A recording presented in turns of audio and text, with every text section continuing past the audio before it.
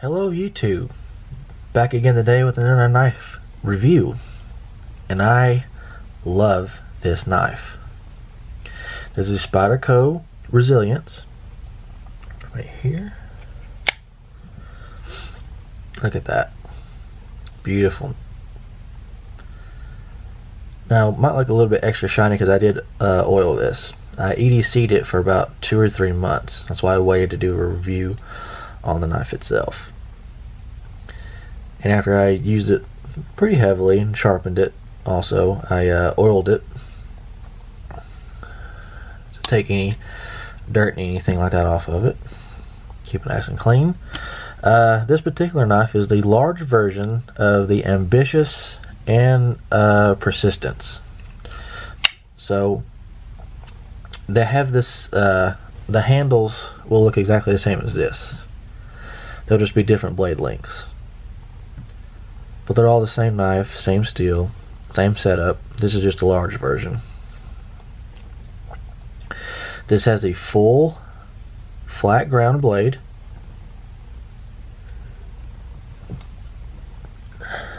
And the blade steel is 8CR13 MOV, which is also on the blade here. It says it. Right by the Spyderco, you can see the 8CR13 MOV there. Spyderco logo here. It says China here, which is actually a good thing on this knife because it keeps the price down.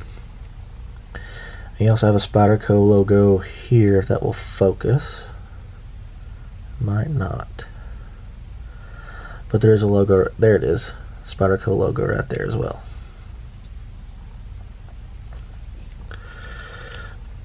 It has G10 grips.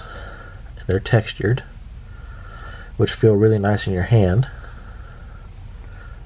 They're kind of grippy, but not overly. It's not overly exaggerated, so it's not going to hurt your hand or feel bad in your hand. And it's easy to grab hold of out of your pocket. Let's read this on the website. It has a Michael Walker liner lock, which is here. It has some jimping on it too for when you grab it. A little bit of space there, carved out for your finger when you hold it this way. It's got a little bit of curvature here, so you're not hurting your hand right against, you know, they carve it out so it's easier for your hand to grab onto. Jimping here for your thumb. So when you have the jimping here for your finger and this cutout, it's perfect. Very good. It has you can't tell here because it's internal, but it has a screw together design with phosphor bronze washers for the action, which is very smooth. You can just do it like that, which is slow, but you can flick it out if you want to, like that, and it's pretty easy to do, just like that. Pretty easy. So the action is very smooth though. Let's see. This is the hourglass grip. That's what I mean. Hourglass, not grip. Hourglass clip. That's what they call it. And it's a very strong clip. It never fell out of my pocket. Never moved. Anything. It's very, very strong. You can see there. Good retention to it. And the cool thing about this knife too is it's a 4-way. It's tip up, tip down, left or right. So you can put it here, here, and up here, which is very cool. That's thinking of the customer, to give you so many options. Whether you're a tip down or tip up person, left or right handed, that really comes in handy. The overall length is 9.375. Blade length. Now this is the thing that I really love about this knife, is the blade length. It's 4.25. That's a large blade for a pocket knife, especially one like this.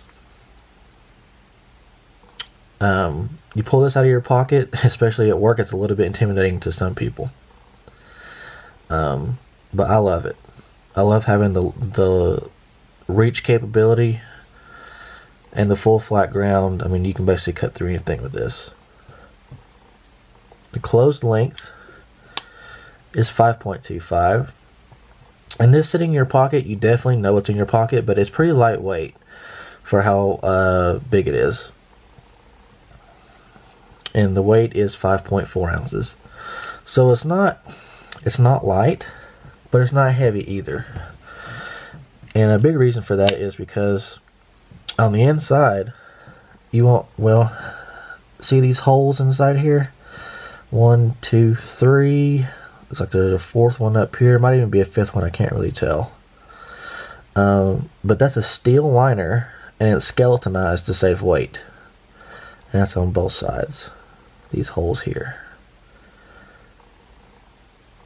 All throughout the inside to save a bunch of weight. There's quite a few in there. And as always, we'll do a cut test.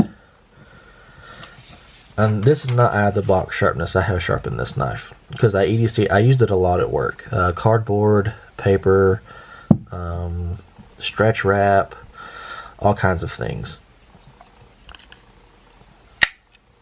But we'll test that right now with some paper. Hopefully I do better than I did last time. I think last time I just about messed this up pretty much. Let's see here if I can get a good angle.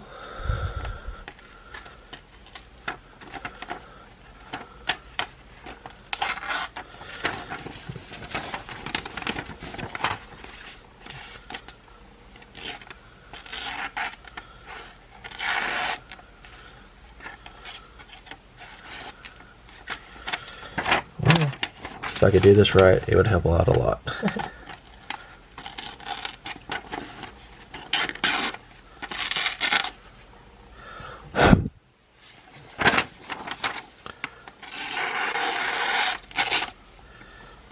There's one decent one.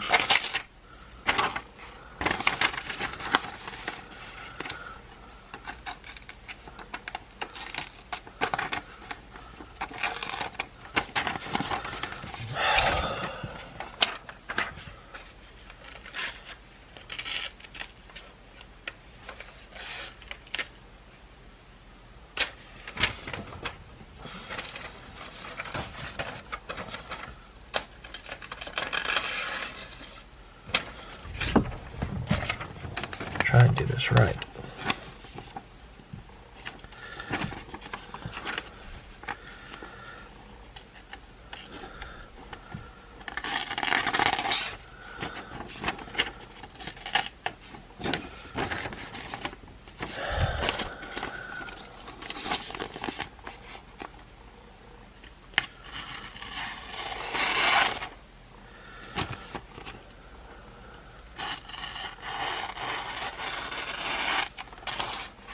Clean cut there.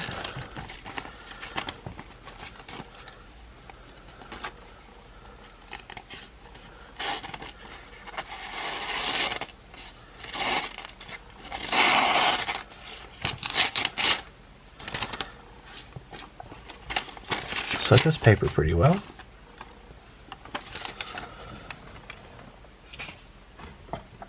Let's see how well it'll do cardboard. Cardboard box. Whoa.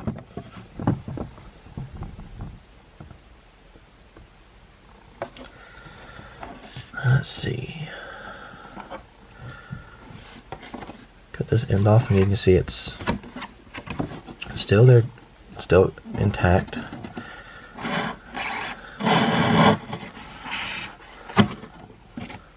Straight through it.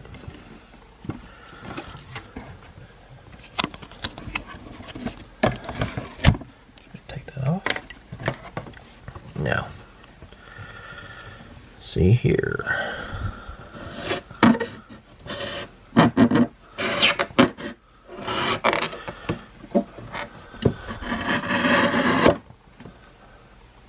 straight through the box.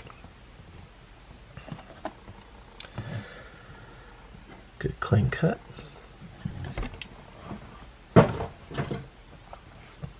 I'm going to attempt to do a better paper test here, because that other one sucked.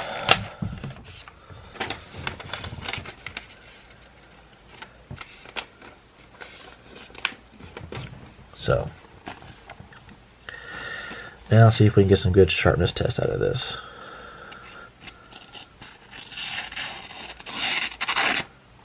There we go. That's better.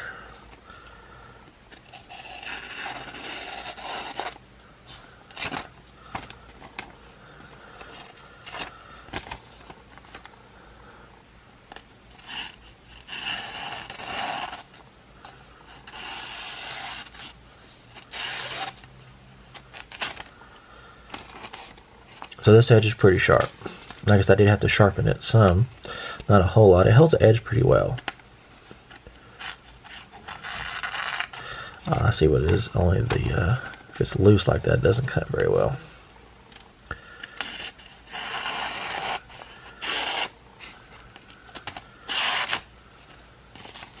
It's a pretty sharp knife. I love this knife. I would highly recommend it, and I do recommend getting this knife. Not from the Spyderco website though, because on the website it's $80, but you can go to Walmart and get this for $50.